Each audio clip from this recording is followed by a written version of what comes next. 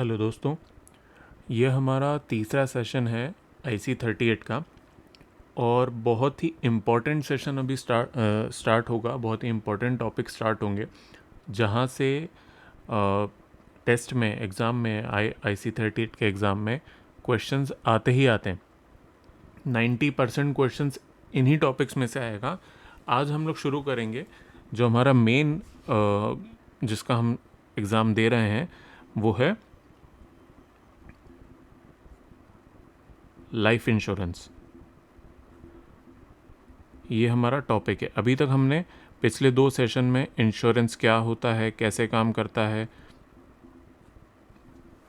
क्या क्या चीज़ों की ज़रूरत पड़ती है, कहाँ से शुरू हुआ, हिस्ट्री क्या है इंश्योरेंस की, वो सब हम लोगों ने देखा था। आज इस सेशन से लाइफ इंश्योरेंस के बारे में हम चालू करेंगे, के बारे में जानना चालू करेंगे। तो शुरू करते हैं। लाइफ इंश्योरेंस में देखिए, सब इंश्योरेंस किस चीज़ का होता है? इंश्योरेंस होता है किसी एसेट का। वो चीज़ एसेट क्या होता है? मैं बात करूं अगर एसेट कोई एक ऐसी चीज़ जिसकी कोई इकोनॉमिक वैल्यू हो, ठीक, मतलब कोई वैल्यू हो, मतलब उसको आप बेच के पैसा मतलब उसको बेचने पर आपको पैसा मिले। या फिर एसेट क्या हो सकता है? जो आपको इनकम जनरेट करके दे, ठीक।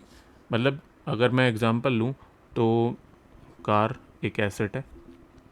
अगर आपने कोई फ्लैट लिया है या घर लिया है, उसको आप रेंट पर दे देते हो तो वो आपको इनकम जनरेट करके दे रहा है, तो वो भी आपका एक एसेट है, ठीक। आपके घर का सामान, हाउस होल्ड आइटम, घर का सामान जो है वो भी एसेट है, ठीक। तो ये सब चीज़ें एसेट होती हैं जिनकी कोई इकोनॉमिक वैल्यू हो, ठीक। तो एसेट का इंश्योरेंस करते हैं, ये बात ध्यान रखिए, हम एसेट का इंश्योरेंस करते हैं। अब आपने सुना होगा गाड़ी का इंश्योरेंस, बाइक का इंश्योरेंस, घर की चीज़ों का इंश्योरेंस, फैक्ट्री का इंश्योरेंस, घर का इंश्योरेंस, हर चीज़ का इंश्योरेंस सुना है आपने। लेकिन अगर मैं बात करूं सबसे बड़ा एसेट क्या होता है, तो वो होता है हमारा लाइफ। हमारी लाइफ जो है सबसे बड़ी एसेट है। लाइफ और हेल्थ, ये 2 चीज़ें सबसे बड़ी एसेट है हमारी। इनके बिना न कार कुछ कर पाएगी, न फ्लैट कुछ कर पाएगा, ना कोई भी कुछ भी नहीं कर पाएगा, ठीक। तो लाइफ और हेल्थ सबसे बड़ा एसेट है, ठीक। अब हेल्थ की बात करें, अगर ये हेल्थ की बात करें तो हेल्थ में आप इंश्योरेंस करवा सकते हो किस तरीके से? मेडिक्लेम के थ्रू। मेडिक्लेम के थ्रू इंश्योरेंस करवा सकते हो हेल्थ में, ठीक। मेडिक्लेम में क्या होता है? अगर आपकी तबीयत ख़राब हुई, अगर आप हॉस्पिटल में भर्ती हुए, तो हॉस्पिटल का खर्चा आपको मिल जाएगा। तो वो एक हेल्थ इंश्योरेंस हो गया। तो आप हेल्थ की कीमत कैसे लगा सकते हो कि भाई जितना आप हॉस्पिटल में भर्ती हुए, जितना दवाइयों का खर्चा हुआ, जितना ट्रीटमेंट का खर्चा हुआ, वो उसका आपने इंश्योरेंस करवा लिया, ठीक। वो आपका हेल्थ इंश्योरेंस हो गया। अब अगर मैं लाइफ की बात करूँ, तो लाइफ की कीमत कैसे लगा सकते हो आप? लाइफ की तो कोई कीमत ही नहीं होती। लाइफ ख़त्म तो सब ख़त्म, है ना। तो एक कंसेप्ट दिया गया है लाइफ इंश्योरेंस में, एक कंसेप्ट दिया गया है जिसको हम बोलते हैं ह्यूमन लाइफ वैल्यू, HLV बोलते हैं। क्वेश्चंस आ जाते हैं, हिंदी में हम इसको बोलते हैं मानव जीवन मूल्य।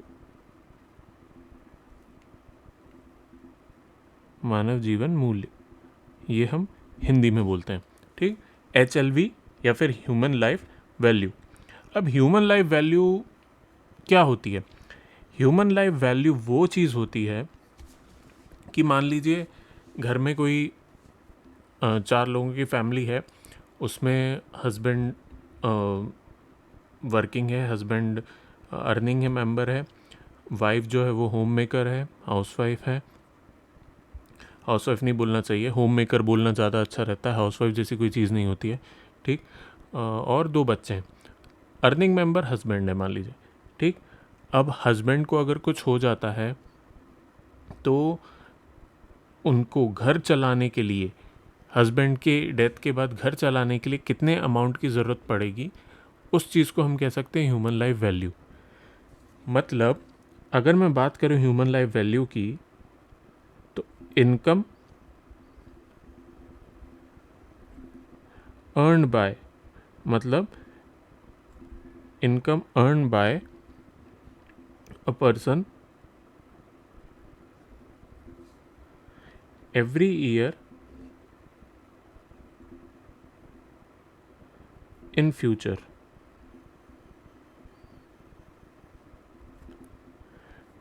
taking interest into consideration। अब इसको नोट ज़रूर बनाइएगा अपने, इसको मैं समझाता हूँ, ठीक है। इंटरेस्ट इनटू कंसिडरेशन, इसका मतलब क्या हुआ? इसका मतलब ये हुआ कि जो ब्रेड विनर है, जो कमाने वाला व्यक्ति है, वो फ्यूचर में कितना कमाएगा उसको हम लेंगे, और इंटरेस्ट रेट उस टाइम पे क्या होगा, आगे फ्यूचर में क्या होगा, हम उसको कंसिडर करेंगे, ठीक है। तो इसको हम कहते हैं ह्यूमन लाइफ वैल्यू, मतलब आगे फ्यूचर में आदमी कितना कमाएगा। एग्जाम्पल देता हूँ मैं, ठीक। एग्जाम्पल एक इजी एग्जाम्पल से समझते हैं। अमित नाम का आदमी है, ठीक। अमित नाम का आदमी है। अमित हर महीना 25,000 रुपये कमाता है, उसकी सैलरी 25,000 रुपये पर मंथ, ठीक।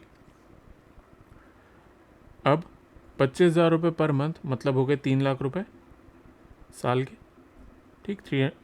3 लाख रुपये साल के पर ईयर।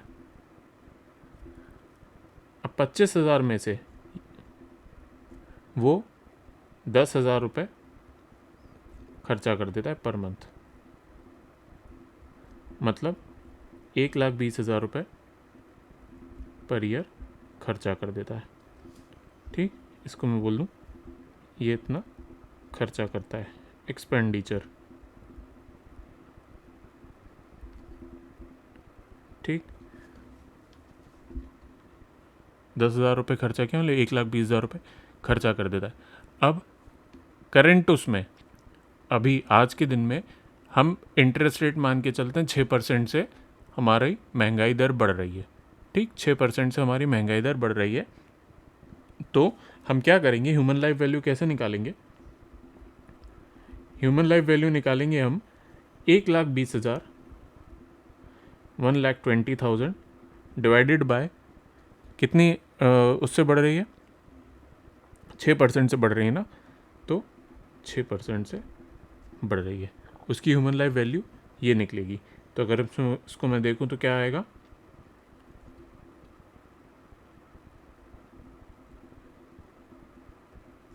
ठीक, इंटू 100, 6% है ना, तो इंटू 100, मतलब इसको अगर मैं देखूं, देखिए ये क्वेश्चन आ सकता है, कोई बड़ी बात नहीं है, ये क्वेश्चन आ सकता है, कैलकुलेशन भी आ सकता है, कैलकुलेटर लेने की ज़रूरत नहीं है, लेकिन ये आ सकता है। तो इसको मैं देखूं तो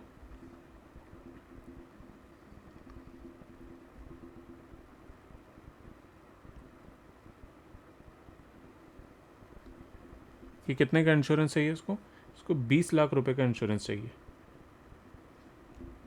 20 लाख का इंश्योरेंस चाहिए। 6% से हमारी महंगाई दर बढ़ रही है, 10,000 रुपये खर्चा है फैमिली के ऊपर, मतलब 1,20,000 रुपये साल का खर्चा है, 6% की हमारी महंगाई दर है, तो 1,20,000 डिवाइडेड बाय 6%, तो उसका आ गया 20 लाख रुपए की ज़रूरत पड़ेगी अगर अमित को कुछ आज की डेट में हो जाता है, तो 20 लाख रुपए का इंश्योरेंस लेना उसको ज़रूरी है।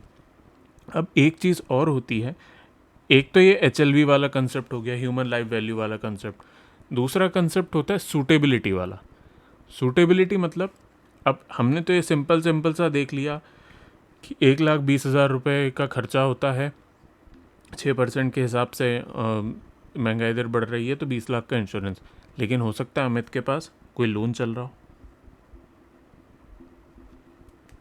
ठीक है, अमित की हेल्थ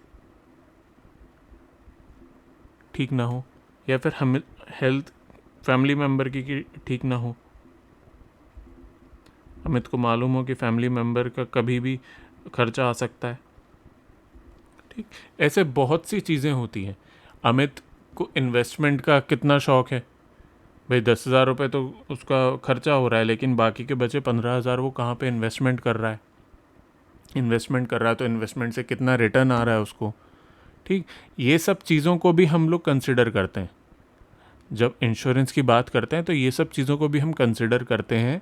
ये सब चीज़ें भी हमें पूछना चाहिए, किससे, कस्टमर से, जो कि इंश्योरेंस लेने वाला है। तो उसको हम बोलते हैं सूटेबिलिटी की। जो एक इंश्योरेंस एजेंट, जो कि आप लोग बनने वाले हैं, इंश्योरेंस एडवाइज़र बनने वाले हैं, इंश्योरेंस प्रोफेशनल बनने वाले हैं, तो इंश्योरेंस प्रोफेशनल को कस्टमर से ये पूछना चाहिए कि आपने कहाँ कहाँ पे इन्वेस्टमेंट किया है, कहाँ कहाँ पे आपका कोई लोन चल रहा है, आपके घर में किसी की तबीयत तो ख़राब नहीं रहती। हो सकता है अमित की माँ को कोई बड़ी बीमारी हो, कैंसर हो, ठीक। अब उन्हें, अमित को मालूम है कि अगर इनका ट्रीटमेंट के लिए मेरे को इतने इतने अमाउंट की ज़रूरत पड़ सकती है, तो वो क्या करेंगे, उनके खर्चे बढ़ जाएंगे, ठीक है। मान लो अमित की मदर को 4 साल बाद कैंसर निकला, तो उनको क्या लगेगा कि 4 साल बाद मेरा खर्चा ज़्यादा हो गया, ठीक। तो इसलिए इंश्योरेंस का उनका अमाउंट बढ़ सकता है, ठीक। उनके कोई लोन चल रहे हैं तो इंश्योरेंस का अमाउंट बढ़ जाएगा। अगर इन्वेस्टमेंट से उनके पास भरपूर पैसा आ रहा है तो फिर इंश्योरेंस का अमाउंट कम भी कर सकते हैं। तो ऐसे बहुत सी चीज़ें, बहुत से फैक्टर रहते हैं जिसको हमें इंश्योरेंस देने से पहले कंसिडर करना चाहिए, और ये एजेंट की ड्यूटी होती है कस्टमर से पूछने की। प्रोफेशनल अगर एजेंट है तो वो हमेशा पूछेगा ये सब चीज़ें कि आपकी कस्टमर की फाइनेंशियल स्टैंडिंग कैसी है, कहाँ कहाँ पे खर्चे हो रहे हैं, कोई लोन है, हेल्थ इश्यूज़ तो नहीं है, कहाँ पे आप इन्वेस्टमेंट कर रहे हैं। तो ये सब चीज़ें किस में बोलते हैं, सूटेबिलिटी कहलाती है। सूटेबिलिटी से क्वेश्चन भी आ सकता है कि सूटेबिलिटी क्या होती है, ठीक। ये जनरल सी बात है, सूटेबिलिटी कोई बड़ा टॉपिक नहीं है, लेकिन हाँ क्वेश्चन आ सकता है कि सूटेबिलिटी क्या होती है। तो सूटेबिलिटी का एक फॉर्म भी आप जब भरवाते हैं ना कस्टमर से, तो फॉर्म रहता है, एक सूटेबिलिटी एनालिसिस का एक फॉर्म भी रहता है। जब आप फॉर्म भरवाते हैं कस्टमर से इंश्योरेंस पॉलिसी लेते टाइम, तो एक फॉर्म रहता है, उस फॉर्म पे कस्टमर का सिग्नेचर भी होता है, ठीक है। कस्टमर का सिग्नेचर भी होता है, उसमें ये भी लिखा रहता है कि कस्टमर को आपने जो अपने इंश्योरेंस प्लान समझाया है कस्टमर को, वो कस्टमर को अच्छे से समझ में आ गया है कि नहीं। कस्टमर वो साइन करता है कि हाँ, मेरे लिए ये इंश्योरेंस प्लान, जो भी आप इंश्योरेंस प्लान दे रहे हैं, ये मेरे लिए इंश्योरेंस प्लान सही है, ठीक। तो ये सूटेबिलिटी का एक क्लॉज होता है, एक एनालिसिस करना रहता है इंश्योरेंस एडवाइज़र को, ठीक। अब लाइफ इंश्योरेंस देने के 3 वजह है। लाइफ इंश्योरेंस देने की 3 वजह है। लाइफ इंश्योरेंस हम देते हैं रिस्क के कारण। हमेशा इंश्योरेंस क्यों देते हैं, रिस्क के कारण। अब इंसान की लाइफ में 3 टाइप के रिस्क होते हैं। पहला रिस्क होता है डाइंग टू अर्ली, मतलब बहुत जल्दी डेथ हो जाना, ठीक। अगर बहुत जल्दी डेथ हो गई तो परिवार वालों का ख्याल कौन रखेगा, ठीक। दूसरा रिस्क क्या होता है, living too long. Living too long मतलब कि भाई बहुत ज़्यादा टाइम तक ज़िंदा रहे तो पेंशन की ज़रूरत पड़ेगी, है ना। तीसरा है लिविंग विथ डिसेबिलिटी, कि अगर डिसेबिलिटी हो गई, एक्सीडेंट में कहीं कुछ डिसेबिलिटी हो गई तो उसको भी देखना पड़ेगा। तो ये 3 टाइप के रिस्क होते हैं आदमी की लाइफ में, ठीक। तो इंश्योरेंस क्या करता है, लाइफ इंश्योरेंस क्या करता है, इन तीनों रिस्क हैं उसको कम करने की कोशिश करता है। देखिए रिस्क तो है, लेकिन जो फाइनेंशियल बर्डन ना पड़े इंसान के ऊपर, फाइनेंशियल बर्डन ना पड़े, उस चीज़ को ये कम करने की कोशिश करता है। अगर जल्दी डेथ हो जाती है तो इंश्योरेंस लिया जाता है, परिवार को अमाउंट दे दिया जाता है। अगर बहुत टाइम तक, अगर लंबा जिंदा रहेंगे लोग, आजकल 95 ईयर्स तक भी लोग जीवित रहते हैं, तो उनको पेंशन का बंदोबस्त, तो उनके लिए भी life insurance, pension plans, annuity plans दिए जाते हैं। ठीक, ये सब आगे देखेंगे। और लिविंग विथ डिसेबिलिटी, इसके लिए भी भाई अगर कुछ डिसेबिलिटी आ गई तो काम बंद हो जाएगा। जब काम बंद हो जाएगा तो क्या होगा? काम बंद हो जाएगा तो पैसा आना घर में बंद हो जाएगा। जब पैसा आना घर में बंद हो जाएगा तो वो भी एक बड़ा रिस्क है, फाइनेंशियल प्रॉब्लम होंगी। तो इनकम का भी इंश्योरेंस करना ज़रूरी है कि अगर कुछ हो भी जाए इंसान को, अगर जो कमाने वाला व्यक्ति है उसको कुछ हो भी जाए, तो भी इनकम बंद ना हो, पैसा आता रहे घर में, वो भी ज़रूरी। तो ये 3 टाइप के रिस्क को लाइफ इंश्योरेंस कवर करता है। ठीक, अब एक बात बताइए, एक बात अगर मैं पूछूं, आप खुद सोचिए, डेथ के चांसेस सबसे ज़्यादा किसको हैं? डेथ के चांसेस सबसे ज़्यादा किसको हैं? एक यंग आदमी को कि एक ओल्ड आदमी, बूढ़े आदमी को? एक नौजवान को डेथ के चांसेस ज़्यादा है कि ओल्ड आदमी को, बूढ़े आदमी को डेथ के चांसेस ज़्यादा हैं? तो देखिए, यंग आदमी को डेथ के चांसेस बहुत कम है, ओल्ड आदमी को ज़्यादा है। बीमारी लगती हैं बुढ़ापे में, चलते फिरते नहीं बनता, ये सब चीज़ें ओल्ड एज में ज़्यादा होने के चांसेस हैं, यंग एज में कम चांसेस हैं। ठीक है, तो इसी चीज़ से ये जो है डेथ के चांस को हम लोगों ने मद्देनज़र रखते हुए, इसको कंसिडर करते हुए, एक कंसेप्ट होता है जिसको हम बोलते हैं लेवल प्रीमियम। प्रीमियम का मतलब क्या होता है?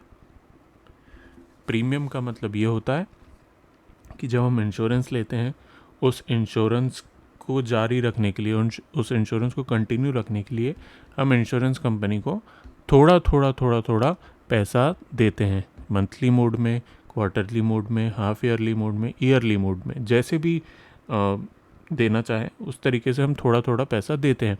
तो उस पैसे को जो दे रहे हैं उसको हम क्या बोलते हैं? प्रीमियम। तो प्रीमियम, लेवल प्रीमियम का मतलब क्या होता है? लेवल प्रीमियम का मतलब ये होता है कि प्रीमियम जो रहता है, अगर आपने यंग एज में इंश्योरेंस ले लिया तो वो इंश्योरेंस आपकी ओल्ड एज में जाके बढ़ेगा नहीं, वो उतना ही रहेगा। तो इसका मतलब लेवल प्रीमियम, मतलब आपने क्या किया, यंग एज में एक इंश्योरेंस ले लिया, मान लीजिए आपने कोई एक इंश्योरेंस ले लिया जिसका प्रीमियम है 1,000 रुपये पर महीना, 12,000 रुपये साल का आपने प्रीमियम का इंश्योरेंस लिया। तो ऐसा नहीं होगा कि आप जैसे जैसे बूढ़े होते जाएंगे वो प्रीमियम बढ़ता जाएगा, नहीं, वो 12,000 रुपये ही रहेगा। तो आप जितना जल्दी इंश्योरेंस लेते हैं आपको उतना सस्ता पड़ता है। और जैसे जैसे आप बूढ़े होते जाएंगे, अगर आप मान लीजिए 20 साल की उम्र में इंश्योरेंस लेते हैं तो आपको 1,000 रुपये महीना देना पड़ेगा। अगर वही जाके आप 45 की एज में इंश्योरेंस लेते हैं तो उसी इंश्योरेंस को लेने के लिए आपको 2,500 रुपये देना पड़ेगा, 2,500 रुपीज़ देना पड़ेगा। तो ये इसका मतलब क्या होता है कि आपका जो प्रीमियम है वो लेवल है।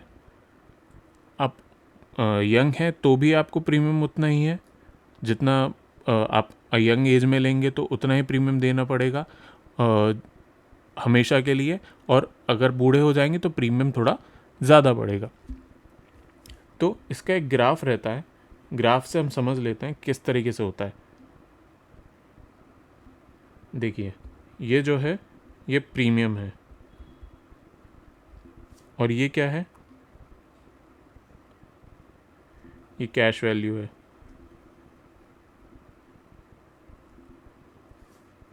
ठीक है, और ये क्या है? एज है। अभी देखिए, ये प्रीमियम जो है ना, ये लेवल है, मतलब एक एज के लिए एक ही प्रीमियम है। मान लीजिए अगर मैं यहाँ पे बोलूँ कि 20 साल की एज है तो 20 साल के लिए यही प्रीमियम रहेगा। ठीक, अब जैसे जैसे आप एज भी बढ़ती जाएगी ना तो ये प्रीमियम जो है ये बढ़ नहीं रहा, है, ये कम ही हो रहा है, मतलब सेम रह रहा है। आप ये देखिए 20 साल की एज में आपने अगर इतना प्रीमियम दिया है तो ये प्रीमियम इतना ही रहेगा। आप 40 साल की एज में आएंगे तो प्रीमियम जो है ये बढ़ जाएगा। तो इसका मतलब क्या है, आप जितना जल्दी इंश्योरेंस लेंगे उतना ज़्यादा आपके लिए फ़ायदेमंद रहेगा, क्योंकि आपको लेवल प्रीमियम का लाभ मिलेगा, लेवल प्रीमियम का एडवांटेज मिलेगा। ठीक, अब सबसे ज़्यादा इम्पॉर्टेंट टॉपिक की बात करें अगर हम इन लाइफ इंश्योरेंस में, तो वो होता है लाइफ इंश्योरेंस प्रोडक्ट्स कौन कौन से हैं। इस चीज़ को आपको नोट कर लेना है, कॉपी पेन लेकर बैठिएगा, नोट कर लीजिए। कुछ भी चीज़ इसमें छूटनी नहीं चाहिए, बहुत ही डिटेल में मैं समझाऊंगा सारे के सारे। मतलब ये समझ लीजिए काफ़ी सारे क्वेश्चंस इसमें से आते हैं न्यू सिलेबस में। जितने लोगों ने पेपर दिया है सभी लोग बोल रहे हैं कि सर प्रोडक्ट्स में से ही सबसे ज़्यादा क्वेश्चन आए हैं। ठीक, शुरू करते हैं लाइफ इंश्योरेंस प्रोडक्ट्स।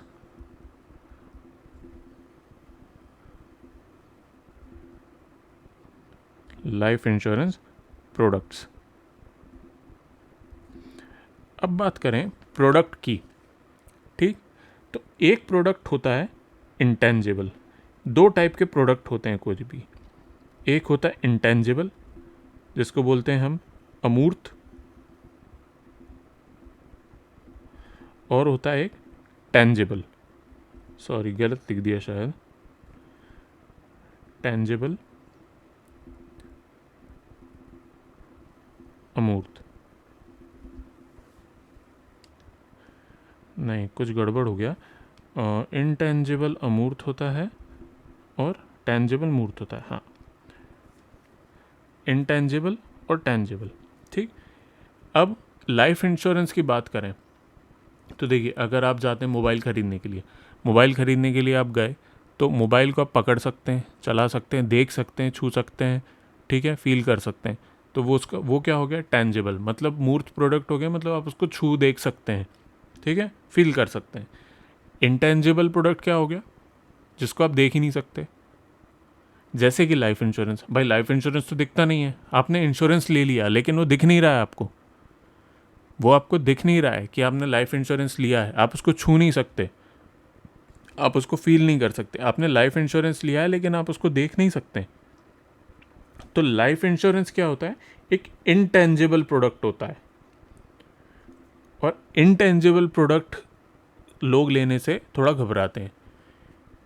भाई किसी को बोलोगे मोबाइल लेना है तो वो हाल मोबाइल ले लेता है, किसी को बोलेंगे फ्रिज लेना है ले सकता है, किसी को बोलेंगे टीवी लेना है ले सकते हैं, लेकिन जो चीज़ दिख ही नहीं रही है वो चीज़ को आदमी लेने में थोड़ा घबराता है कि कैसे ले।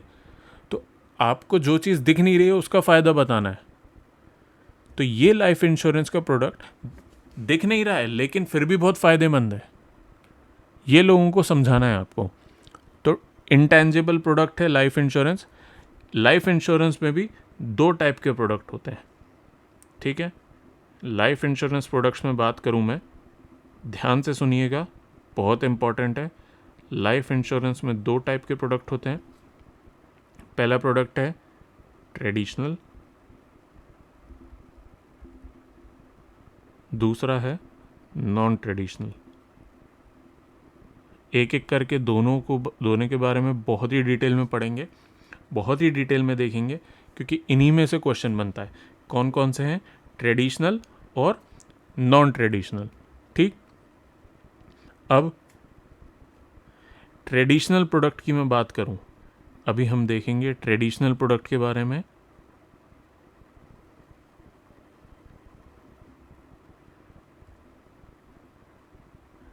ट्रेडिशनल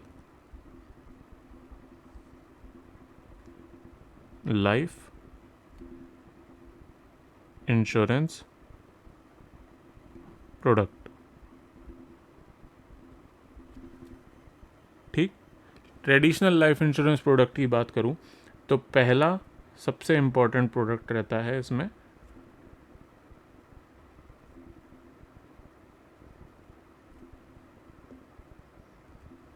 पहला प्रोडक्ट हो गया टर्म इंश्योरेंस प्लान। बहुत सुन के रखा है आपने ये, जहाँ देखो ऐड आ जाते हैं 400 रुपये में 1 करोड़ का टर्म इंश्योरेंस प्लान ले लीजिए। ठीक, टर्म इंश्योरेंस प्लान पढ़ेंगे ध्यान से, सब कुछ पढ़ेंगे, ठीक है। अभी सिर्फ हाईलाइट कर रहे हैं। Whole life insurance plan,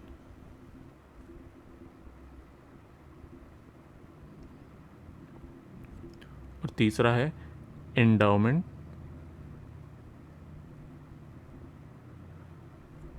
insurance plan. अब एक सिंपल सी बात है, एक थोड़ा सा और इसका देखें तो टर्म इंश्योरेंस प्लान पूरी तरीके से रिस्क कवर करता है। ठीक, रिस्क कवर करता है पूरी तरीके से term insurance plan. Whole life plan risk भी कवर करता है और सेविंग भी करवा सकता है। सेविंग करवा सकता है, ठीक, ज़रूरी नहीं है सेविंग करवाए।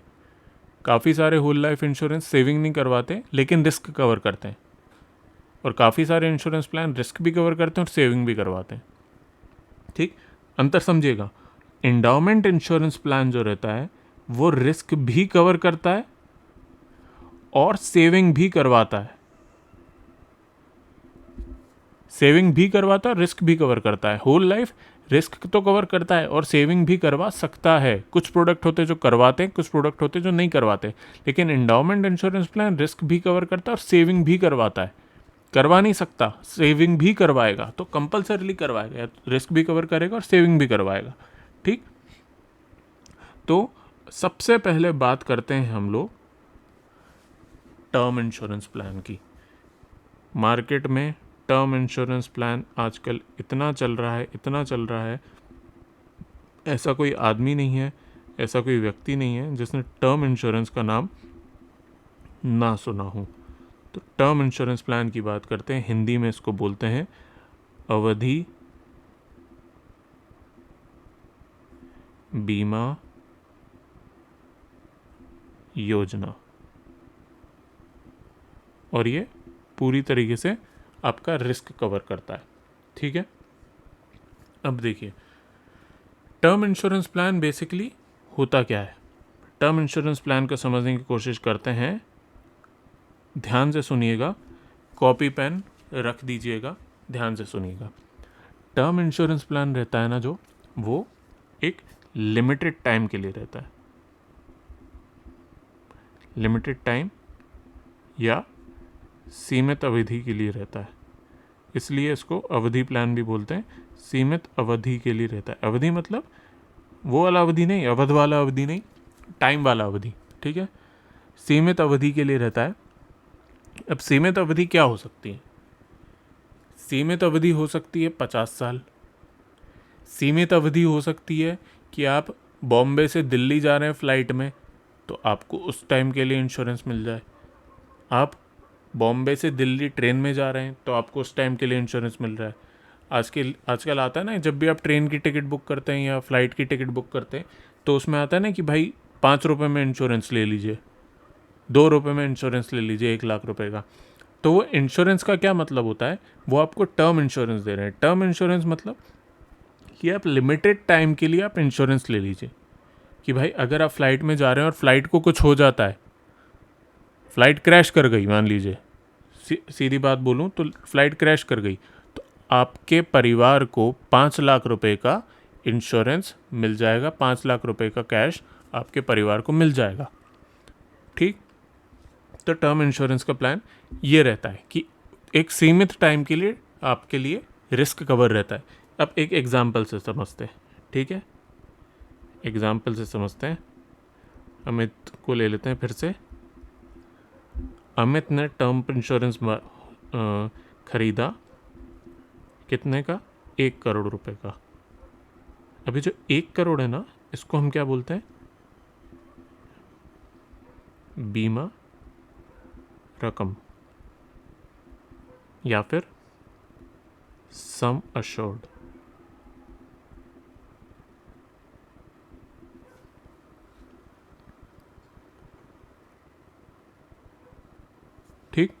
इसको हम बोलते हैं सम अश्योर्ड। अब अमित ने 1 करोड़ का सम अश्योर्ड तो ले लिया, ठीक है। फिर क्या हुआ, इसने 1 करोड़ के लिए 1000 रुपये पर मंथ की प्रीमियम भरी, ठीक। अमित ने 1000 रुपये पर मंथ की प्रीमियम भर के 1 करोड़ का सम अश्योर्ड का टर्म प्लान ले लिया, ठीक। कितने साल के लिए लिया, मान लो अमित की एज है 20 ईयर्स, 20 साल की अमित की एज है। इसने 40 साल के लिए 40 ईयर्स के लिए टर्म प्लान लिया कि जब तक अमित की एज जाएगी 60 ईयर्स। अब टर्म प्लान का मतलब क्या हुआ कि अगर 40 साल में 20 साल से लेके, मतलब 20 साल की एज से लेके 60 साल की एज तक, अगर इस 40 साल में अमित की डेथ हो जाती है, अगर अमित की डेथ हो जाती है इन 40 सालों में, तो अमित के नॉमिनी को 1 करोड़ रुपए मिल जाएगा। ये सिंपल सा कंसेप्ट है, सिंपल सा तरीका है जो टर्म प्लान समझने का, टर्म इंश्योरेंस प्लान समझने का, कि अगर उतने टाइम में इंश्योर्ड जो कस्टमर है जिसने इंश्योरेंस लिया है, अगर उसकी डेथ हो जाती है तो जो सम अश्योर्ड है, जो बीमा रकम है, उतनी बीमा रकम जिस बीमा रकम के लिए इंश्योरेंस लिया गया है उसके नॉमिनी को मिल जाएगा। अगर फ़्लाइट में आप जा रहे हो और 5 रुपये में आपको 1 लाख रुपए का इंश्योरेंस या 50 रुपये में 1 लाख रुपए का इंश्योरेंस आपको फ़्लाइट कंपनी दे रही है, तो इसका मतलब क्या हुआ कि 2 घंटे की फ़्लाइट में अगर आपको कुछ हो जाता है, प्लेन क्रैश हो जाता है और 5 लाख रुपए का आपका इंश्योरेंस है, तो 5 लाख रुपए आपके नॉमिनी को मिल जाएंगे। अगर 40 साल में अमित को कुछ हो जाता है तो 1 करोड़ रुपए उसके नॉमिनी को मिल जाएंगे। लेकिन मान लो 60 साल की उम्र तक अमित को कुछ नहीं हुआ, ठीक। 60 साल की उम्र तक अमित को कुछ भी नहीं हुआ। अमित 60 साल की उम्र पार कर गया, 61 ईयर्स का हो गया, ठीक। तो उसका टर्म प्लान जो था वो तो 60 साल में ही ख़त्म हो गया था, यहाँ तक टर्म प्लान ख़त्म हो गया था। तो जो उसने प्रीमियम भरी है, 40 साल तक प्रीमियम भरी है, 1000 रुपये पर महीने की जो प्रीमियम भरी है, वो वापस नहीं मिलेगी, वो वापस नहीं मिलेगी, ये समझ लीजिए, ठीक है। तो ये प्योर जो है रिस्क का प्लान है। अगर 40 साल में भाई साहब अगर आपको कुछ होता है तो 1 करोड़ रुपए मिल जाएगा, अगर कुछ नहीं होता तो प्रीमियम जो आपने भरी है वो चली जाएगी, वो आपको वापस नहीं मिलेगी। इसलिए 1 करोड़ के प्लान के लिए इतनी कम प्रीमियम रहती है, ठीक है, इसीलिए इतनी कम प्रीमियम रहती है। अगर ज़्यादा प्रीमियम लेंगे, अगर 1 करोड़ के प्लान के लिए 1 लाख रुपए महीना लेना चालू कर देंगे तो कोई टर्म प्लान का मतलब नहीं रहेगा। लेकिन इसमें भी एक बात है कि अगर आपकी प्रीमियम हद से ज़्यादा ही सस्ती होगी, 400 रुपये में 1 करोड़ का टर्म प्लान आप दे रहे हो, तो प्रॉब्लम है। हमने पूलिंग का कंसेप्ट पढ़ा था पहले लेक्चर में। पूलिंग मतलब एक आदमी है, दूसरा आदमी है, तीसरा आदमी है, चौथा आदमी है, पांचवा आदमी है, ठीक है। फिर से समझा देता हूँ पूलिंग का कंसेप्ट। इन लोगों से 1000 रुपये एग्जाम्पल है, ठीक है, 1000 रुपये इन लोगों ने प्रीमियम में जमा किए, किसके पास, इंश्योरेंस कंपनी के पास। इंश्योरेंस कंपनी के पास इन्होंने 1000 रुपये जमा किए, 5 लोगों ने ना टोटल 5000 रुपये जमा किए, हर महीना 5000 रुपये जमा कर रहे हैं ये। मान लो किसी आदमी की डेथ हो गई, ये आदमी की डेथ हो गई, ठीक। तो इसके नॉमिनी को 5000 रुपये मिल जाएंगे, क्योंकि सब लोगों ने 1000 रुपये दिए थे और उन्होंने कितने का इंश्योरेंस करवा के रखा था, 5000 नहीं 10,000 मान लेते हैं, ठीक है, 10 टाइम्स मान लेते हैं, 10,000 रुपये मिल जाएंगे, ठीक। क्यों ऐसा हुआ, ऐसा क्यों हुआ, हर महीना 1,000 रुपये दे रहे हैं, 10,000 मिल जाएंगे अगर किसी की डेथ होती है तो। अब 1000 रुपये दे रहे हैं इसलिए 10,000 रुपये हो गए, ठीक। 10 लोग हैं मान लीजिए, या 5 लोग हैं, चलो 5,000 ही ले लेते हैं हम, 5,000 रुपये ही नॉमिनी को मिलेंगे। अब मुझे बताओ 5,000 रुपये के इंश्योरेंस के लिए हज़ार रुपये प्रीमियम भर रही है लोगों ने। अब अगर यही 1,000 रुपये की प्रीमियम मैं 400 रुपये की कर दूं, 400 रुपये की कर दूं, तो टोटल कितना होगा? 2,000 रुपये। टोटल हो गया 2,000 रुपये, लेकिन इंश्योरेंस कितने का है? 5,000 का। तो बाकी के 3,000 रुपये कहाँ से आएंगे? इंश्योरेंस कंपनी अपनी जेब से तो देगी नहीं। तो इंश्योरेंस कंपनी अपनी जेब से नहीं देगी, तो इसलिए फिर क्लेम सेटल भी नहीं करेगी, क्योंकि इंश्योरेंस कंपनी के पास तो पैसा ही नहीं है उतना। तो दो चीज़ें होती है, टर्म प्लान ले रहे हैं आप, तो आपको ये भी देखना चाहिए कि सस्ता हमेशा अच्छा नहीं होता। आप अगर 1 करोड़ के इंश्योरेंस के लिए 1,000-1,200 रुपये भर रहे हैं, तो हाँ वो अमाउंट ठीक है। लेकिन अगर कोई बोले कि मैं आपको 200 रुपये में पर महीने में 1 करोड़ का इंश्योरेंस दे दूँ, या 300 रुपये में पर महीने 1 करोड़ का इंश्योरेंस दे दूँ, तो वो एक बहुत ही आश्चर्यजनक चीज़ है, बहुत ही डाइसी वाली चीज़ है, बहुत ही शॉकिंग चीज़ है कि इतने सस्ते में 1 करोड़ का इंश्योरेंस कोई कैसे दे सकता है। ठीक है, तो ये बात हो गई टर्म प्लान को लेके। अब 2020 में, अक्टूबर 2020 में IRDA ने क्या किया? अक्टूबर 2020 में, जिससे कि हर आदमी के पास, इंडिया के हर इंसान के पास इंश्योरेंस पहुंचे। अब ये टर्म प्लान है ना, यही इंश्योरेंस, यही देखा जाए तो इंश्योरेंस की सही परिभाषा टर्म प्लान ही है। ठीक है, तो IRDA ने अक्टूबर 2020 में एक सरल जीवन बीमा, ठीक, सरल जीवन बीमा नाम का प्रोडक्ट निकाला। किसने? IRDA ने। IRDA ने क्या कहा इंश्योरेंस कंपनी से? जितनी भी लाइफ इंश्योरेंस कंपनी है, LIC और बाकी प्राइवेट इंश्योरेंस कंपनी, उनसे क्या कहा कि आप सरल जीवन बीमा नाम का प्रोडक्ट निकालिए। और कैसे निकालिए? जैसे LIC का सरल जीवन बीमा, तो LIC सरल जीवन बीमा, HDFC का सरल जीवन बीमा तो HDFC सरल जीवन बीमा, ICICI सरल जीवन बीमा, SBI लाइफ सरल जीवन बीमा, ऐसा प्रोडक्ट निकालिए। हर इंश्योरेंस कंपनी के लिए कंपलसरी कर दिया कि सरल जीवन बीमा नाम का इंश्योरेंस आपको प्रोडक्ट अपने पास रखना है और लोगों को बताना भी है कि हमारे पास ये प्रोडक्ट है। अब सरल जीवन बीमा क्या करता है? 5 लाख से 25 लाख तक का सम अश्योर्ड, 5 लाख से 25 लाख का सम अश्योर्ड देता है, बीमा रकम देता है। 5 लाख से 25 लाख तक का आप चूज़ कर सकते हो कितना आपको बीमा रकम चाहिए। ठीक है, और सबसे बड़ी बात, सरल जीवन बीमा का जो प्रोडक्ट है, जो भी कंपनी से लेंगे, जो भी इंश्योरेंस कंपनी से लेंगे, उसका प्रीमियम सेम रहता है। कोई सी भी इंश्योरेंस कंपनी से ले लीजिए तो प्रीमियम सेम रहेगा।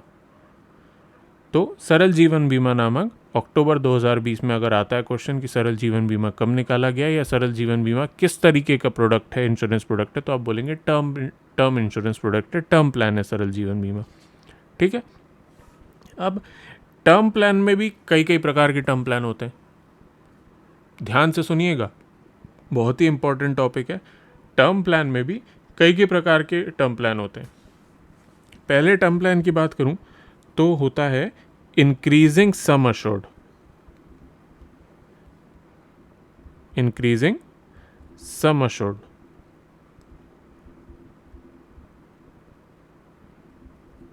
मतलब बढ़ती हुई बीमा राशि या बीमा रकम। अब इसमें क्या होता है? बढ़ती हुई बीमा रकम में क्या होता है? जो सम अश्योर्ड है वो हमारा बढ़ता जाता है। ठीक, मान लीजिए 21 साल का कोई लड़का है, ठीक, 21 साल का कोई लड़का है, उसने टर्म प्लान लिया 40 लाख का। ठीक, अभी उसने 40 लाख का टर्म प्लान लिया, उसके ऊपर कोई भी जिम्मेदारी नहीं है। ठीक है, वो जस्ट कॉलेज से पास आउट हुआ है, उसकी नई नौकरी लगी है, 21-22 साल का लड़का है, उसने 40 लाख का टर्म प्लान ले लिया। ठीक, उसके बाद 26 साल में उसकी हो गई शादी, मैरिज हो गई, ठीक, उसकी शादी हुई तो उसके ऊपर जिम्मेदारी बढ़ी, ठीक। तो अब इंश्योरेंस कंपनी का ऐसा टर्म प्लान है कि जैसी आपकी शादी होगी तो हम आपके 40 लाख का टर्म प्लान जो है, या फिर हर 5 साल में, हर 6 साल में हम आपके टर्म प्लान का जो सम अश्योर्ड है वो बढ़ा देंगे। तो 21 साल में लिया था, 26 साल 5 साल बाद उसका टर्म प्लान जो हो गया वो 50 लाख हो गया, ठीक। हम हर साल 10 लाख का हम हर 5 साल में आपका 10 लाख का सम अश्योर्ड बढ़ा देंगे, इस टाइप का टर्म प्लान लिया, ठीक है। तो 40 लाख का 50 लाख हो गया, ठीक। अब 21, 26, अब आते हैं 5 साल बाद आते हैं 31, 31 की एज में उनका चाइल्ड हुआ, ठीक। 31 की एज में चाइल्ड हुआ, 50 लाख का क्या हो गया, 60 लाख हो गया। फिर 36 की एज में बच्चा फर्स्ट क्लास में आ गया, ठीक, एजुकेशन चालू हुई, फिर कितना हो गया, 70 लाख हो गया। तो ये टर्म प्लान बढ़ क्यों रहा है, ये इंश्योरेंस बढ़ क्यों रहा है? जैसे जैसे जिम्मेदारियां बढ़ती जा रही हैं, जैसे जैसे खर्चे बढ़ते जा रहे हैं, वैसे वैसे टर्म प्लान का सम अश्योर्ड जो बीमा राशि है वो भी बढ़ती जा रही है। क्यों बढ़ती जा रही है? मान लीजिए 21 साल की उम्र में उसने 40 लाख का टर्म प्लान लिया और 22वें साल में उसको कुछ हो गया तो उनके माता पिता को 40 लाख रुपए मिल जाएंगे, ठीक है। अब 26 साल का हुआ, 26 साल का हुआ तो उसके पास जिम्मेदारी किसकी आ गई, वाइफ की भी आ गई, तो इसलिए टर्म प्लान में जो सम एश्योर्ड है वो बढ़ गया। 31 साल का हुआ तो बच्चे की जिम्मेदारी भी आ गई। भाई खर्चा पहले उसको सिर्फ माँ बाप का खर्चा था 40 लाख का, शादी हुई तो वाइफ का खर्चा भी ऐड हो गया 50 लाख का, 31 का हुआ तो बच्चे का खर्चा भी ऐड हो गया 60 लाख का। एजुकेशन, जब बच्चे की एजुकेशन चालू हुई तो फिर खर्चा बढ़ गया। तो जैसे जैसे खर्चे बढ़ते जा रहे हैं वैसे वैसे सम अश्योर्ड भी बढ़ता जा रहा है, क्योंकि खर्चे बढ़ेंगे तो अगर कुछ हो जाता है तो उतना खर्चा निकालने के लिए सम अश्योर्ड भी तो ज़्यादा होना चाहिए, तो इसीलिए ये इंक्रीजिंग सम अश्योर्ड में आता है, ठीक है। दूसरा देखें हम तो डिक्रीजिंग सम अश्योर्ड भी होता है, डिक्रीजिंग सम अश्योर्ड भी होता है। अब डिक्रीजिंग सम अश्योर्ड का क्या कंसेप्ट है, ये क्यों लिया जाता है? डिक्रीजिंग सम अश्योर्ड इसलिए भी ले सकते हैं कि किसी ने लोन लिया हो, जैसे आजकल अगर आप कुछ भी हाउसिंग लोन या कोई भी लोन लेते हैं तो एक इंश्योरेंस जोड़ दिया जाता है उसमें। क्यों जोड़ दिया जाता है? भाई आप मान लो लोन की ईएमआई भर रहे हो तो धीरे धीरे लोन अमाउंट कम हो रहा है आपका। पहले मान लो आपने 50 लाख का लोन लिया, ठीक, 50 लाख का लोन लिया और 50 लाख का ही इंश्योरेंस लिया। अब 10 साल बाद ये जो लोन है इसकी अमाउंट कितनी हो गई, 40 लाख। आपने 10 साल में 10 लाख रुपए भर दिया, 40 लाख। तो ये जो इंश्योरेंस भी लिया है, ये वाला इंश्योरेंस भी लिया है, इसके अमाउंट भी कितना हो गया, 40 लाख। तो ये डिक्रीजिंग सम अश्योर्ड है। तो ये लोन के लिए जनरली लिया जाता है कि जैसे जैसे आपका लोन का ईएमआई भरते जाते हो, लोन का अमाउंट कम होते जाता है, वैसे वैसे ही सम अश्योर्ड भी कम होता जाता है आपके टर्म प्लान का। तो लोन की कंपनी क्या बोलती है कि हमारा जो लोन का अमाउंट है वो सिक्योर रहे, वो सुरक्षित रहे, जो हमने लोन दिया है वो वापस हमको मिल जाए। तो कंपनी बोलती है इंश्योरेंस कंपनी से कि आप इनको एक इंश्योरेंस भी दो, टाई अप रहता है कि आप इनको इंश्योरेंस भी दो, जो कि धीरे धीरे लोन के अमाउंट के साथ साथ कम होता जाएगा। जैसे जैसे लोन पेमेंट करते जाएंगे वैसे वैसे इनका इंश्योरेंस भी कम होता जाएगा। तो इंश्योरेंस तो लोन कंपनी अपना पैसा सिक्योर रखने के लिए इंश्योरेंस कर देती है। तो ये होता है decreasing sum assured, decreasing term insurance. इसका एक और एग्जांपल दे सकते हैं कि अगर मैं यही वाले एग्जांपल में देखूं तो एजुकेशन हो गई, सब कुछ हो गया, इनका जो बच्चा है मान लो ये 21 साल के अमित जी हैं, अमित जी का 21 साल में टर्म प्लान लिया था 40 लाख का, जो इंक्रीजिंग था, ठीक है। अब मैं बोलूं कि भाई 50 साल तक अमित जी ने सब कुछ अपनी जिम्मेदारियां निभा दी, बच्चा जो था उनका वो भी जॉब पे लग गया, अब उनको कोई भी प्रॉब्लम नहीं है, तो 50 साल के बाद अब क्या कर सकते हैं, वो ऑप्शन ले सकते हैं कि मेरा जो टर्म इंश्योरेंस है वो धीरे धीरे कम होता जाए, सम अश्योर्ड कम होता जाए। क्योंकि जैसे जैसे देखो इंक्रीजिंग में जैसे जैसे सम अश्योर्ड बढ़ेगा वैसे वैसे प्रीमियम भी बढ़ेगी, ठीक। 40 लाख की प्रीमियम मान लो 1,000 रुपये महीना आ रही है, तो 50 लाख की 1,100 रुपये महीना आएगी, तो धीरे धीरे सम अश्योर्ड के हिसाब से प्रीमियम भी बढ़ेगी। और फिर उसके बाद 50 के बाद जब सारी की सारी रिस्पॉन्सिबिलिटी पूरी हो गई, अमित जी की सारी जिम्मेदारियां पूरी हो गई, तो उनके पास ऑप्शन ये भी है कि वो अपना सम अश्योर्ड कम करवा सकें।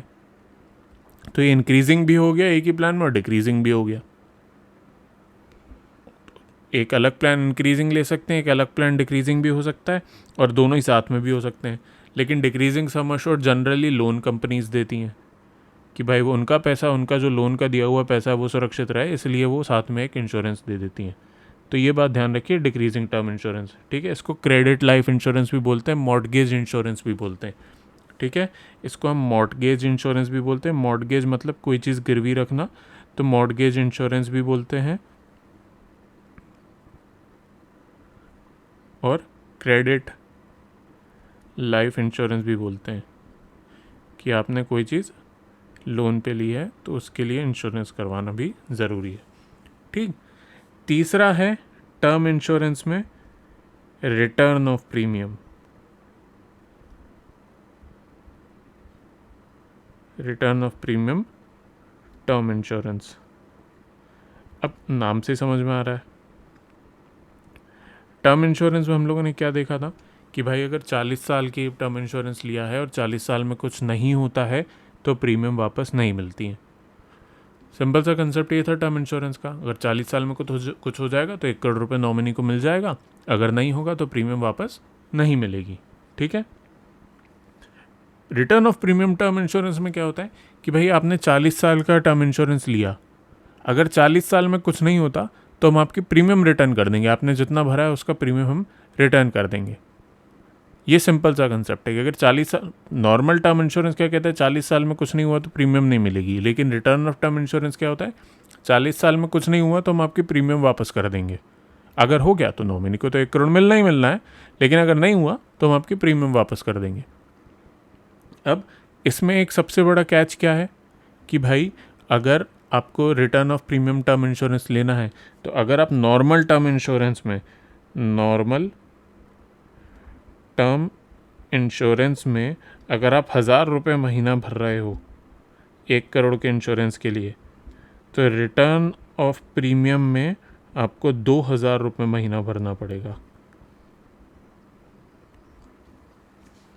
बस ये कंसेप्ट रहता है, थोड़ा सा प्रीमियम ज़्यादा भरना पड़ता है लेकिन प्रीमियम आपको रिटर्न मिल जाती है। तो ये टर्म इंश्योरेंस के 3 टाइप होते हैं। टर्म इंश्योरेंस समझ में आया तो वेरी गुड, आगे बढ़ते हैं। दूसरा टाइप का क्या हम लोगों ने देखा था, टर्म इंश्योरेंस हमने कर लिया है ट्रेडिशनल लाइफ इंश्योरेंस प्रोडक्ट में। दूसरा आता है whole life insurance.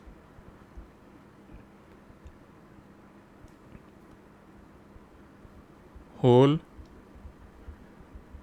Life insurance,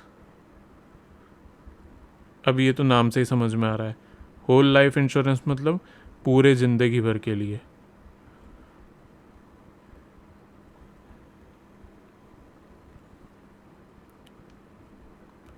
ज़िंदगी भर के लिए इसको हम आजीवन बीमा भी कहते हैं।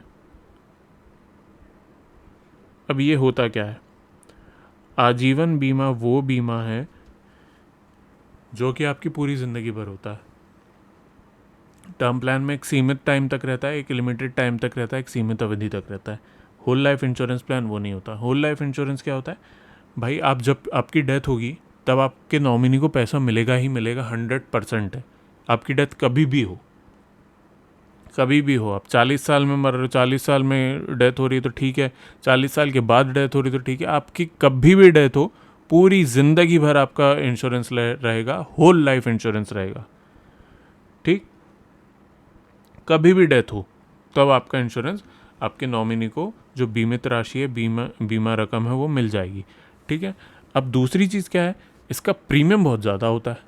टर्म प्लान से कंपेयर करें तो प्रीमियम ज़्यादा होता है, बहुत ज़्यादा होता है। अगर टर्म प्लान 1 करोड़ का लेंगे, 1000 रुपये महीने में मिल रहा है, तो होल लाइफ इंश्योरेंस आप ये समझ के चलिए 1 करोड़ का आपको 1 लाख रुपये साल का भरना पड़ेगा, या 10,000 रुपये महीने में मिलेगा। सिंपल सी बात है, 10,000 रुपये महीना आपको भरना पड़ेगा। तो ये होल लाइफ इंश्योरेंस प्लान रहता है। अब होल लाइफ इंश्योरेंस प्लान में भी 2 तरीके के हो सकते हैं। एक होल लाइफ इंश्योरेंस रहता है जो कि आपके 100 साल 150 साल मतलब आपके पूरी ज़िंदगी भर को कवर कर लेता है। अब कभी भी आपकी डेथ होगी, आपके नॉमिनी को पैसा मिल जाएगा। दूसरा होल लाइफ इंश्योरेंस प्लान क्या रहता है कि आपको रिटर्न भी देता जाता है साथ ही साथ। जैसे LIC का जीवन उमंग है, वो होल लाइफ इंश्योरेंस प्लान है, आपको रिटर्न भी मिलेगा। 15 साल आप भरिए प्रीमियम, 15 साल के बाद आपको रिटर्न मिलना चालू हो जाएगा, और 100 साल तक मिलता रहेगा। तो अगर 100 साल तक आपकी कभी भी डेथ होती है तो आपको 100 साल तक, तो आजकल बहुत ही रेयर लोग जीते हैं, तो एक तरीके से होल लाइफ इंश्योरेंस ही हुआ। तो आपको 100 साल तक की एज तक आपको रिटर्न मिलता रहेगा। अगर 100 साल तक डेथ नहीं हुआ तो एक बहुत बड़ा अमाउंट आपको वापस मिल जाएगा। तो ये होल लाइफ इंश्योरेंस प्लान हो गया। ठीक है, लेकिन इसकी प्रीमियम थोड़ी सी ज़्यादा होती है टर्म प्लान के मुकाबले। ठीक, तो ये whole life insurance plan simple सा प्लान है, लेकिन बहुत ही इंपॉर्टेंट है। जनरली टर्म प्लान लेने से अच्छा होल लाइफ इंश्योरेंस प्लान लेना ज़्यादा अच्छा है, क्योंकि कभी भी डेथ हो तो नॉमिनी को पैसा मिल ही जाता है। ठीक है, काफ़ी सारी कंपनीज़ के होल लाइफ इंश्योरेंस प्लान है। अब बात करते हैं तीसरे और बहुत ही पॉपुलर एंडाउमेंट इंश्योरेंस प्लान की। ठीक, अब एंडाउमेंट इंश्योरेंस प्लान जो होता है, एंडाउमेंट कुछ भी कह सकते हैं, एंडाउमेंट इंश्योरेंस प्लान ये किस लिए होता है? ये रिस्क भी कवर करता है और सेविंग भी देता है। एंडाउमेंट इंश्योरेंस प्लान,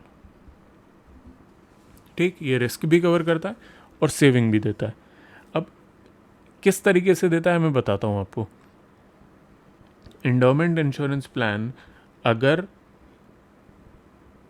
इंश्योर्ड व्यक्ति 10 लाख का इंश्योरेंस ले रहा है मान लीजिए, और उसने 25 साल का एंडाउमेंट प्लान लिया, 25 ईयर्स का एंडाउमेंट प्लान लिया, और 25 ईयर्स कंप्लीट हो गए, तो उसको बोनस के साथ,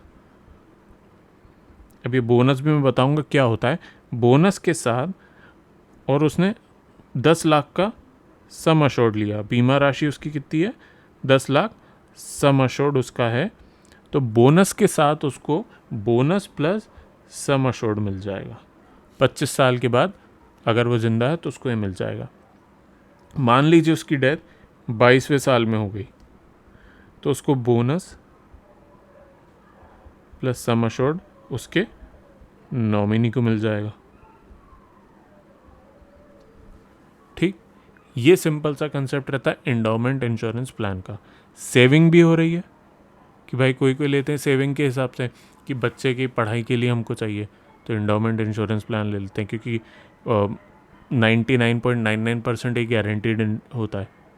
ठीक, प्लस माइनस 1-2% का मार्जिन हो सकता है, लेकिन काफ़ी हद तक ये गारंटीड होता है। ठीक, तो बच्चे की पढ़ाई के लिए एंडाउमेंट प्लान ले लेते हैं। बच्चे की शादी के लिए, जैसे LIC का जीवन लक्ष्य है, वो बच्चे की शादी के लिए कन्यादान योजना जिसको हम बोलते हैं, काफ़ी सारे लोगों ने पॉपुलर बना दिया कन्यादान योजना, जो कि जीवन लक्ष्य प्लान है, वो एंडाउमेंट इंश्योरेंस प्लान है। Jeevan Anand whole life plus endowment है। जीवन लाभ एक बहुत ही अच्छा एंडाउमेंट इंश्योरेंस प्लान है। तो इस तरीके के काफ़ी सारे एंडाउमेंट इंश्योरेंस प्लान है। तो इसमें क्या है कि भाई 25 साल का अगर आपने जीवन लाभ लिया, मैं एक एग्जांपल देता हूँ, अगर आपने 25 साल का प्लान लिया, 25 ईयर्स का प्लान लिया, न्यू पेरेंट्स ने किस लिए लिया कि 25 साल में हमें बच्चे की शादी करने पे मैरिज के लिए ज़रूरत पड़ेगी, तो 25वें साल में उनको फंड मिल जाएगा। तो ये एंडाउमेंट इंश्योरेंस की खासियत रहती है। तो ये एक सिंपल सा फंडा है एंडोमेंट इंश्योरेंस प्लान का। ठीक, अब बात करें एंडोमेंट इंश्योरेंस प्लान के भी अलग अलग प्रकार होते हैं, अलग अलग वेरिएंट होते हैं। ठीक है, पहला वेरिएंट की अगर मैं बात करूं तो मनी बैक प्लान होता है। मनी बैक प्लान होता है। मनी बैक प्लान क्या होता है? इसमें एक रेगुलर टाइम के बाद, जैसे कि हर 5 साल के बाद कुछ पैसा मिलता है और आखिरी में जाके एक लमसम अमाउंट मिल जाता है। अब मनी बैक प्लान में एक एग्जांपल देता हूँ कि कोई एक मनी बैक प्लान है, तो हर 5 साल में एवरी 5 ईयर 10 लाख का सम अश्योर्ड लिया। ठीक है, किसी ने मनी बैक प्लान की बात करें तो हर 5 साल में उनको 20% मिलेगा। तो 10 लाख का 20% कितना हुआ? 2 लाख रुपए। तो हर 5 साल में, 5 साल में, 10 साल में, 10वें साल फिर 2 लाख, 15वें साल फिर 2 लाख, मतलब 20%, इधर 20%, इधर 20%, और फिर 20वें साल में बचा कितना? 6 लाख रुपए मिल गया। 4 लाख प्लस बोनस। तो ये मनी बैक प्लान हो गया। लोग मनी बैक प्लान भी लेते हैं। मनी बैक प्लान कैसे ले सकते हैं कि हर 5 साल में, जैसे बच्चे की पढ़ाई के लिए, तो हर 5 साल में उनको एक 2-2 लाख का अमाउंट उनको मिलता रहे। तो ये एक मनी बैक प्लान हो गया। अब अगर मैं बात करूं बोनस की, इसका और भी वेरिएंट और भी तरीके हैं, लेकिन बोनस की बात करना बहुत ज़रूरी है। बोनस बोनस बोनस बहुत ज़्यादा आ रहा है। तो बोनस होता क्या है? बोनस क्या होता है? बोनस, हर इंश्योरेंस प्लान में एक बोनस ऐड होता है हर साल। ठीक, सम अश्योर्ड के ऊपर बोनस ऐड होता है। जैसे मान लीजिए किसी ने, एग्जाम्पल लेता हूँ, 1 लाख का सम अश्योर्ड लिया। आजकल 1 लाख का कोई सम अश्योर्ड लेता नहीं है, लेकिन फिर भी मान के चलते हैं 1 लाख का सम अश्योर्ड लिया। ठीक, और 2022-23 वाला जो 31 मार्च को साल ख़त्म हुआ है, इसमें मान लीजिए किसी कंपनी ने बोनस डिक्लेयर किया कि हम हर 1,000 रुपये पे 7 रुपये देंगे पर 1,000 रुपीज़। हर 1,000 रुपये पे हम 7 रुपये देंगे। आजकल कंसेप्ट, इंडिया में कंसेप्ट ऐसा ही है, पर 1,000 रुपीज़ पे दिया जाता है। तो 1 लाख रुपये पे कितना हो गया? 1 लाख रुपये पे हो गया 7,000 रुपये। ठीक, 1 लाख रुपये पे 7,000 रुपये हुआ। करेक्ट, 7,000 ही हुआ ना, मतलब 7% हुआ। 1 लाख रुपये पे 7,000 रुपये हुआ। 7% का उन्होंने बोनस डिक्लेयर कर दिया। ये सिंपल सा कंसेप्ट होता है। सिंपल सा कंसेप्ट क्या है कि भाई हर साल एक बोनस डिक्लेयर होगा, वो गारंटीड आपकी पॉलिसी में जुड़ जाएगा। तो अब जो 2023 के बाद इसकी वैल्यू कितनी होगी? 1 लाख प्लस 7,000 रुपये। 1,07,000 रुपये पॉलिसी की वैल्यू हो गई, इंश्योरेंस प्लान की वैल्यू हो गई। तो हर साल जैसे जैसे बोनस डिक्लेयर होगा, वैसे वैसे आपकी पॉलिसी में वो अमाउंट जुड़ता जाएगा। तो ये होता है बोनस। इसको हम कहते हैं रिविजनरी बोनस। ध्यान रखिएगा ये word, revisionary bonus. Hindi English दोनों में एक ही नाम है, revisionary bonus. Revisionary bonus bonus होता है। दूसरा बोनस कौन सा होता है? Final additional bonus. Final additional bonus. ये फाइनल एडिशनल बोनस नाम से समझ में आ रहा होगा, जैसे ही आप पॉलिसी कंप्लीट कर लेते हो, तो कोई भी इंश्योरेंस कंपनी पॉलिसी कंप्लीट करने के बाद, पॉलिसी का टाइम, पॉलिसी अवधि कंप्लीट करने के बाद एक फाइनल एडिशनल बोनस आपके प्लान को में दे देती है। वो कितना भी हो सकता है, 5% ऑफ सम अश्योर्ड भी हो सकता है, 6% ऑफ सम अश्योर्ड भी हो सकता है, कितना भी वो फाइनल एडिशनल बोनस, जिसको हम FABB बोलते हैं, ये दे देती है। तो ये दो टाइप के बोनस रहते हैं, एक रिविजनरी बोनस जो हर साल ऐड होता जाता है और एक फाइनल एडिशनल बोनस जो आखिरी में जाके ऐड होता है किसी भी इंडोमेंट इंश्योरेंस प्लान में। ठीक है, ये दो टाइप के बोनस होते हैं। अब बात करें दूसरे वेरिएंट की। पहला वेरिएंट तो हमने देख लिया, मनी बैक प्लान। बोनस समझ में आ गया, वेरी गुड। अब मनी बैक प्लान हमने देख लिया। दूसरा तरीके का देखें तो होता है participating,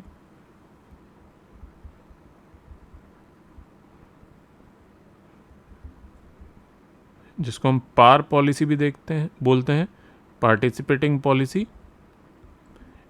and non participating policy. इससे क्वेश्चन आ चुके हैं, 2-3 बार आ चुके हैं अप्रैल के बाद। इसको हम नॉन पार भी बोलते हैं। ठीक, दो टाइप की पॉलिसी रहती है, पार्टिसिपेटिंग और नॉन पार्टिसिपेटिंग। एंडाउमेंट में दो टाइप की पॉलिसी रहती है। अब क्या होता है पार्टिसिपेटिंग पॉलिसी? पार्टिसिपेटिंग पॉलिसी वो रहती है जो कंपनी के प्रॉफिट में पार्टिसिपेट करती है। ठीक, और ये पार्टिसिपेटिंग पॉलिसी में ही बोनस जो है वो कंपनी डिक्लेयर करती है, बोनस डिक्लेयर करती है हर साल,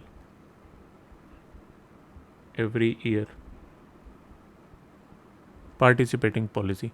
अब पार्टिसिपेटिंग पॉलिसी कैसी रहती है कि मान लीजिए किसी कंपनी को एक साल बहुत ज़्यादा फ़ायदा हुआ तो वो उस साल बहुत ज़्यादा बोनस दे देगी। अगले साल थोड़ा कम फ़ायदा हुआ तो उस साल थोड़ा कम बोनस देगी। उसके नेक्स्ट ईयर बहुत बहुत बहुत ज़्यादा फ़ायदा हुआ तो वो बहुत बहुत बहुत सारा बोनस आपको दे देगी। तो ये रूल है इंडिया में IRDA के द्वारा बनाया होगा कि आपको एक फ़िक्स परसेंटेज अपने प्रॉफिट का इंश्योरेंस पॉलिसी होल्डर्स को देना ही देना है। अगर मैं LIC की बात करूं तो 95% प्रॉफिट पॉलिसी होल्डर के पास जाता है। 5% जो प्रॉफिट रहता है वो LIC अपने पास रखती है। तो प्रॉफिट कौन सा? जो सारे खर्चे निकालने के बाद जो नेट प्रॉफिट आता है वो 95% प्रॉफिट पॉलिसी होल्डर्स के पास जाता है और 5% जो है वो अपने पास रखती है। अपने पास रखने का मतलब वो सरकार को दिया जाता है, वो इंडियन गवर्नमेंट को दिया जाता है 5% जो प्रॉफिट रहता है।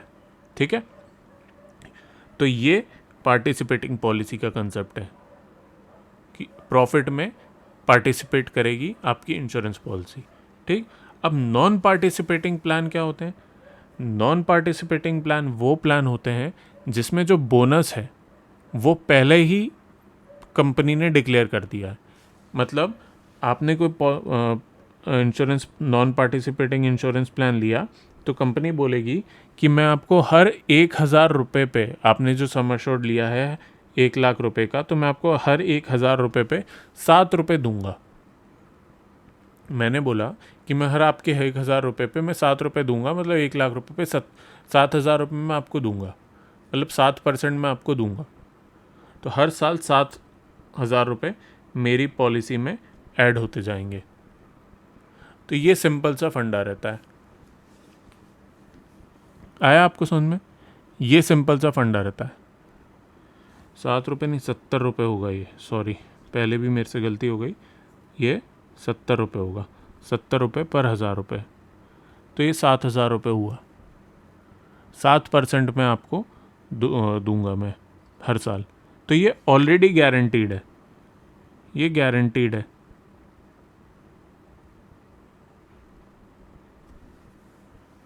ठीक, अब पार्टिसिपेटिंग पॉलिसी आप बोलोगे कि नॉन गारंटीड है, ऐसा नहीं है।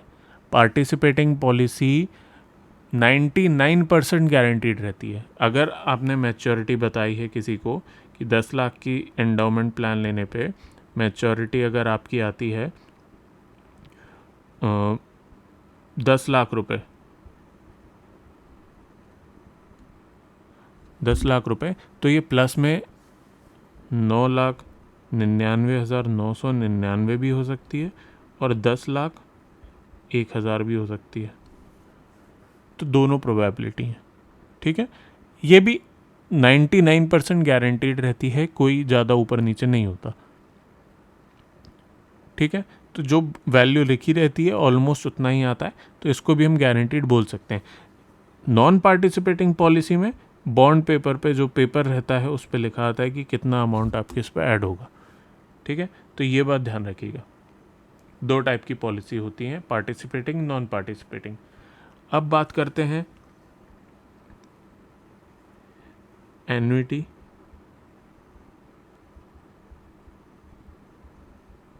एंड पेंशन प्लान की। अच्छा, एक इम्पॉर्टेंट पॉइंट मैं भूल गया। आईआरडीए ने क्या कहा है कि जो पार्टिसिपेटिंग पॉलिसीज़ हैं उसमें जो डेथ बेनिफिट है, मतलब अगर इंश्योर्ड पर्सन की डेथ हो जाती है तो उनको कितना, उनके नॉमिनी को कितना पैसा मिलना चाहिए।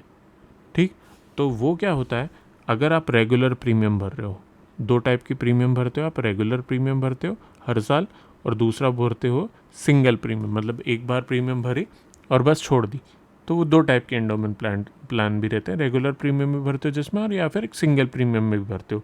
तो रेगुलर प्रीमियम के केस में 7 गुना एनुअल प्रीमियम का, 7 टाइम्स ऑफ एनुअल प्रीमियम, मतलब अगर कोई 10,000 रुपये एनुअल प्रीमियम भर रहा है तो उसके नॉमिनी को 70,000 रुपये, या फिर रेगुलर प्रीमियम के केस में बता रहा हूँ 70,000 रुपये, या फिर सम अश्योर्ड, उसने मान लीजिए 1,00,000 रुपये का सम अश्योर्ड लिया तो 1,00,000 रुपये।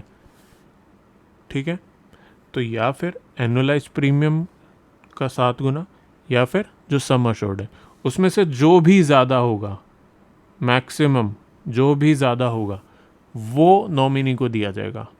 तो इस केस में सम अश्योर्ड ज़्यादा है 1,00,000 रुपये, तो वो नॉमिनी को दिया जाएगा।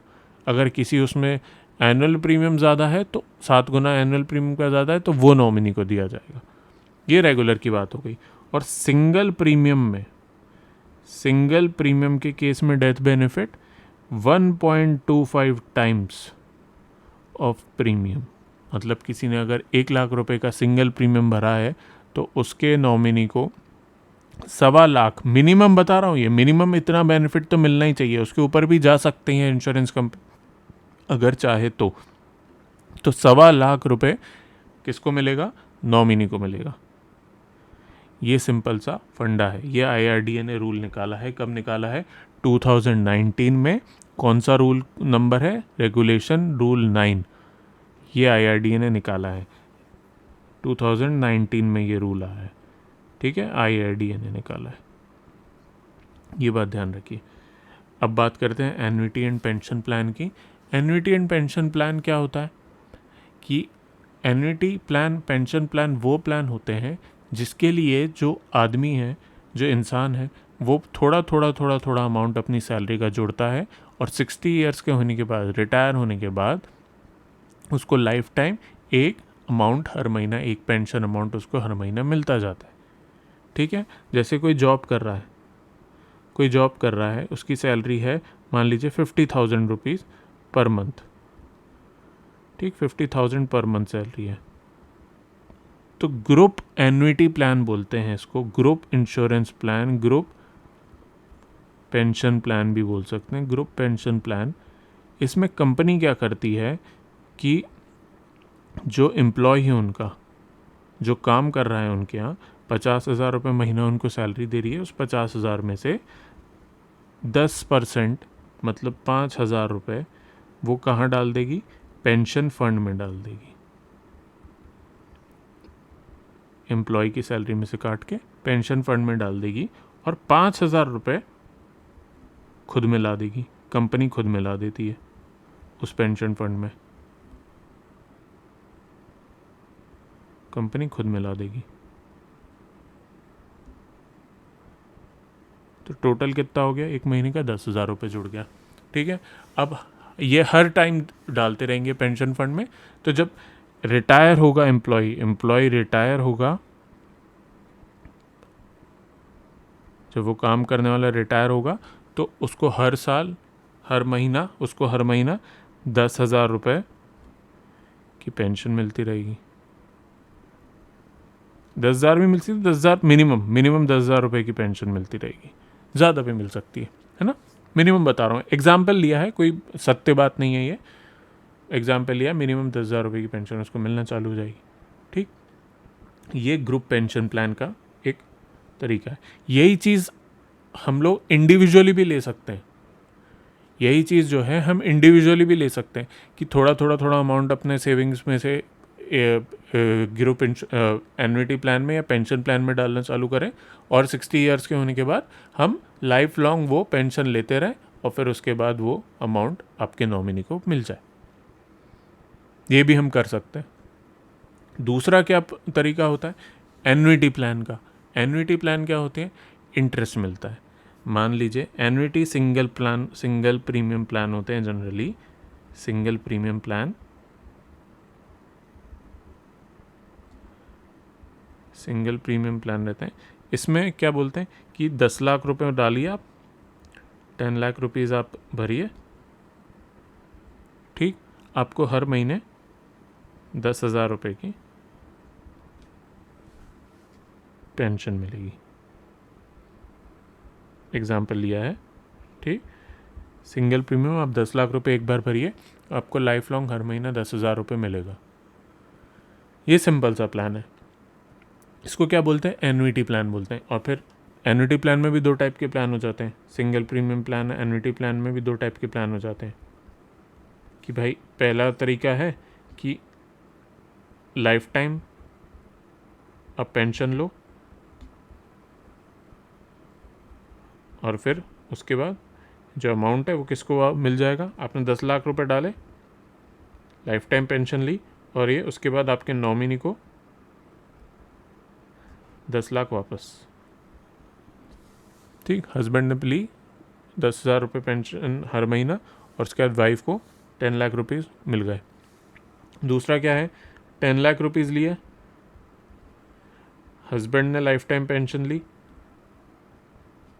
फिर हस्बैंड की डेथ हो गई, ठीक, फिर उसके बाद वाइफ ने लाइफ टाइम पेंशन ली 10,000 रुपये, फिर उसके बाद नॉमिनी को, मान लो डॉटर है तो नॉमिनी को 10 लाख रुपए वापस हो गए।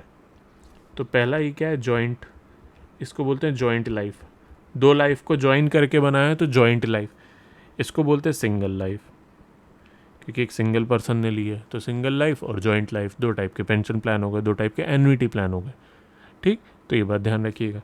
ये मैं इसलिए डिटेल से पढ़ा रहा हूँ क्योंकि क्वेश्चन टेस्ट में बहुत सारे क्वेश्चन इसी पे से बन रहे हैं, प्लान में से ही बन रहे हैं।